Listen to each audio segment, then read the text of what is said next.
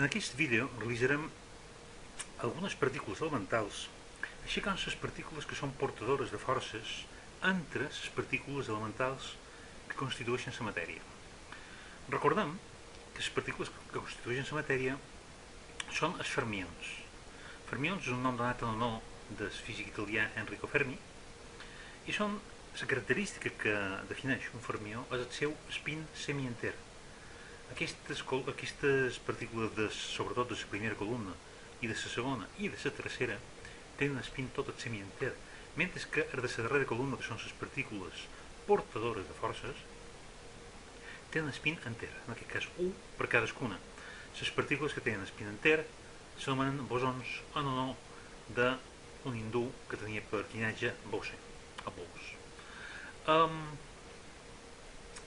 De les tres famílies de fermions que constitueixen la matèria,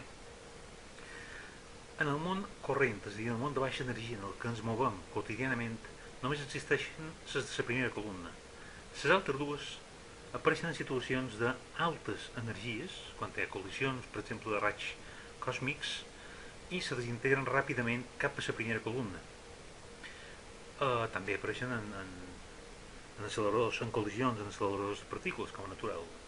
Però, apareguin com apareguin, acaben per desintegrar-se ràpidament, a conseqüència o per avançar de la interacció feble, i donen lloc a les partícules homòlogues, les quals donen T i C donen SU, els B i C se donen D, etc. I donen les partícules homòlogues de la primera columna. En aquesta primera columna, repassant-los en un instant, tenim el proton up, el quark up, el quark D, down, el neutrino electrònic i el propi electró. Quant a les partícules portadores de força, tenim el fotó, que porta força electromagnètica, no té càrrega, spin 1, com tots aquests bosons d'aquí. Hi ha altres bosons que no tenen spin 1. Per exemple, la partícula que transmet la força gravitatòria, el gravitó, si existeix o dir que el trobem, perquè de moment no s'ha trobat, no s'ha caracteritzat el gravitó, i el gravitó té spin 2, en aquest cas. El segon bosó del que veurem és el gluó. Hauríem de dir són els gluons que transmeten una espècie de càrrega, el nom correcte és càrrega de color, entre els quarks. Hi ha 8 gluons diferents, juntament amb les seves antipartícules, i després la força feble té 3 bosons, el bosó Z, que és neutre, i els bosons W més i W menys, que estan carregats i que s'encarreguen de transmetre la força feble, com veurem a continuació. És important fer notar que els bosons no tenen problema per acumular-se tots en el mateix estat quàntic. És a dir, molts bosons poden compartir els mateixos números quàntics sense cap problema. No passa així amb els fermions. I en no passar així, això explica, per exemple, l'estructura electrònica dels elements químics, en què, per exemple, en el primer nivell de qualsevol àtom, el nivell US, només hi pot haver 2 electrons en l'espín canviat, com positiu i negatiu, perquè els 3 primers números quàntics, S, L i M sub L, són iguals. Aleshores, com que l'espín només pot prendre 2 valors, a la primera capa només hi pot haver 2 electrons, perquè una vegada que un electró és positiu, té l'espín positiu, i l'altre el té negatiu, no hi ha més possibilitats perquè els 4 nombres quàntics siguin distints. A banda d'aquestes partícules que hem vist, hem de comptar que existeixen les antipartícules corresponents com diran apareixent en el seu moment. Es pensa que en el moment del Big Bang es generarà matèria i antimatèria si fan o fan quantitats iguals. Per qualque mecanisme que de moment se desconeix, una de les dues va per l'altra damunt l'altra, sobre l'altra, és la matèria, de la qual nosaltres estan constituïts, i en el món que nosaltres veiem, excepte en reaccions concretes i en una vida molt efímera, no veiem antimatèria enlloc. Tot l'univers que nosaltres podem distingir està fet de matèria. És clar, quan la matèria i l'antimatèria entren en contacte, per exemple, un positró, que és l'antipartícules electró i un electró, col·lisionen, produeixen radiació. Per exemple, radiació electromagnètica, o poden produir altres partícules segons l'energia cinètica que s'afegeixi a la partícula i l'antipartícula. Repassades les partícules, anem a les forces. Coneixem 4 forces elementals: la gravetat, la força feble, la força electromagnètica i la força forta. Estan ordenades segons la seva intensitat creixent. Comencem per la gravetat, que és ben corrent, ben coneguda. En una escala que dona un 1 a la força més forta, que és realment la força que s'anomena forta, la gravetat té, si fa no fa, una intensitat de 10 a la menys 39, és a dir, baixíssima. Això fa que en reaccions químiques i en reaccions nuclears no se la tingui en compte per res, perquè quan es parla de dues partícules, o tres, o unes quantes dotzenes o uns quants milions, interactuant directament, l'aportació de l'atracció gravitatòria és nul·la. Nul·la a efectes pràctics. Té un abast infinit i se la suposa, perquè encara no s'ha trobat, mediatitzada per una partícula anomenada gravitó, que com hem dit abans no té massa, i té spin 2. El gravitó no s'ha trobat mai, per això no apareix el gravitó a la llista que hem vist abans de partícules que intervenen en les forces elementals. La segona força d'intensitat és la força feble. La força feble té la característica de transformar unes partícules en altres. Continuant l'escala d'intensitat que han començat a ser gravitatòries, la força feble té una intensitat de 10 elevat a menys 6 i arriba, si fa no fa, a un 10 elevat a menys de 8 metres. És a dir, una part del nucli atòmic. La força feble té un abast molt curtet. Està mediatitzada per 3 bosons W, V- i Z0. La tercera força d'intensitat és l'electromagnètica d'intensitat, el nom és constant d'acoblament, de 1 dividit entre 137, sempre s'expressa d'aquesta manera, mai amb el número decimal corresponent, i és la força que s'exerceix entre partícules que tenen càrrega elèctrica. Les que no en tenen no se veuen afectades per la intensitat electromagnètica, per exemple els neutrinos, que només se veuen afectats per la força feble. L'abast de la força electromagnètica és infinit i té una simetria radial. Està mediatitzada, està transmesa pels fotons, que tenen massa 0 i spin 1. Els fotons, curiosament, són les seves pròpies antipartícules. No existeix una antipartícula del fotó distinta del propi fotó. I finalment, la força més forta, i per això té aquest nom, força forta, té una intensitat 1, comparant les altres, és la força que manté els nuclis junts, o, més precisament, la força que manté els gluons els quarks junts a dins d'una partícula nuclear, dins un nucleo. L'abast de la força forta és 10 elevat a menys 15, és a dir, que fora del nucli atòmic, la força forta no es nota. Per tant, no intervé a les reaccions químiques, només intervé per mantenir homogènia, constant, sense variacions, la identitat dels nuclis atòmics, ja que no els permet desintegrar-se. Hem de comptar que dos protons en un nucli atòmic, per exemple d'heli, es repel·leixen intensament a causa de la força electromagnètica, però no es separen gràcies a la força forta que les implica a ells i també en els dos neutrons d'aquest mateix nucli d'heli. Aquesta força forta contrarresta la força electromagnètica i el nucli així no es desintegra. La força forta realment és una força que a dins les partícules nuclears, per exemple dins un protó, s'exerceix, en parlarem més endavant d'això, s'exerceix entre els quarks que en formen part.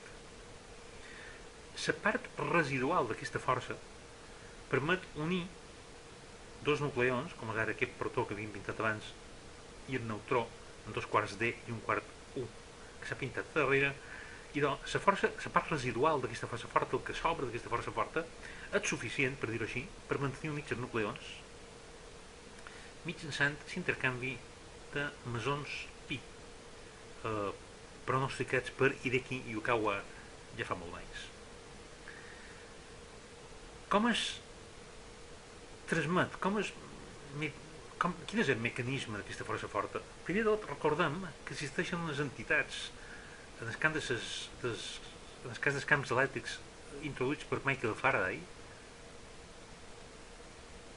a final del segle XIX, que es diuen camps elèctrics, camps magnètics, camps gravitatoris, camps de temperatura, que definits venen a les zones de l'espai on a cada punt hi ha un valor escalar vectorial associat. Això què vol dir? Que si aquí hi ha dos pols d'element, a qualsevol punt intermedi, a qualsevol punt d'esquerra aquí al mig, hi ha una intensitat d'escamp que produeix sobre una partícula carregada una força concreta, la que sigui, depèn de com estigui carregada la partícula, naturalment. I aquesta, a qualsevol zona de l'espai entorn d'aquest imant, progressivament més feble a mesura que ens separem d'ells, he definit un valor d'aquesta intensitat de camp. Com a dins una habitació, a cada punt de l'habitació, he definit un valor de la temperatura, sigui que sigui. En aquest cas, aquest valor, en el cas de la temperatura, és un escalar, el camp corresponent és escalar. Com hi ha camps elèctrics, camps gravitatoris, etc. Bé, per exemple, de dues partícules carregades negativament, com és el cas de dos electrons, han simplificat el camp per facilitat de dibuix en forma unidimensional, si no hi ha manera de treballar amb això. Això que donem és una espècie de tast molt lleuger d'una teoria molt complexa que es diu teoria quàntica de camps, que és una branca important de la física elemental. Bé, en el cas d'aquestes dues partícules electrons, que són electrons, quan un electró vibra, transmet la seva vibració en el camp fotònic corresponent. Aquests electrons són capaços d'emetre fotons virtuals gràcies al principi d'indeterminació de Heisenberg. Recordem que aquest principi habitualment s'expressa com increment de P per increment de X major o igual que H reduïda dividit entre 2, cosa que vol dir que la imprecisió en la mesura del moment o la imprecisió en la mesura de la posició ha de ser major que certa quantitat. Però també es pot expressar d'aquesta altra manera, increment de E. Increment de E per increment de T major o igual que H reduïda dividit entre 2. Cosa que vol dir, es pot produir una creació d'energia, un increment de T, una imprecisió en les mesures d'energia, sempre que aquest increment de E, d'energia, sigui tan curt que el producte de la creació d'energia per temps sigui major que aquesta quantitat. Què vol dir això? Que es poden crear partícules virtuals, concretament fotons, en el camp fotònic associat a aquests electrons, durant un temps tan curt que no vulneri aquest principi d'indeterminació. Dit d'una manera més vasta, es pot cometre un delicte sempre que es faci tan ràpid que no tingui intent de plegar-te. Això ve a dir el principi de Heisenberg llegit d'aquesta manera un poc escadussera, però que permet recordar fàcilment quin és el significat d'aquesta equació. Ara bé, quan aquest electró vibra, transmet la seva vibració en el camp fotònic virtual corresponent i això ve a actuar com si fos una pertorbació en aquest camp que junta les dues partícules, de tal manera que aquesta pertorbació facilita el desplaçament d'aquest altre electró, pertorbació així, que es desplaça, i en arribar aquí facilita el desplaçament d'aquest altre electró cap a de fora, perquè és com si fos una costa que aquest electró no pot o li costa molt de pujar. Per tant, aquest electró enfrontat a un camp a una línia per la que se pot moure, que l'allunya del primer electró, s'allunyarà com si està repel·lit. A l'inrevés, complementàriament, quan les partícules són una positiva i una negativa, aquesta pertorbació tindria, si fa no fa, aquesta forma.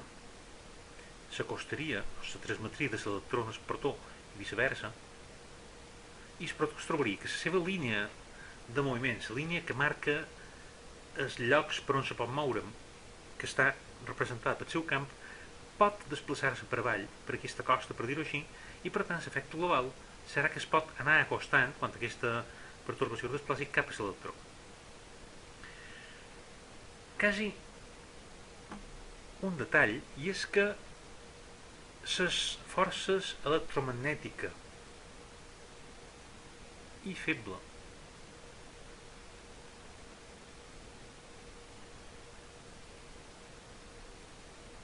magnètica i feble estan unificades des de mitjans dels anys 70 i L'any 1979, els tres artífecs d'aquesta operació, que eren Stephen Weinberg, Sheldon Glashow i Abdus Salam, reberen el Premi Nobel per aquesta feina. Això què vol dir? Això vol dir, poc més o manco, cercant exemples de vida quotidiana, que quan situacions de molta alta energia, és a dir, el principi de l'univers, molt poc després del Big Bang, aquestes dues forces eren idèntiques, eren una única força.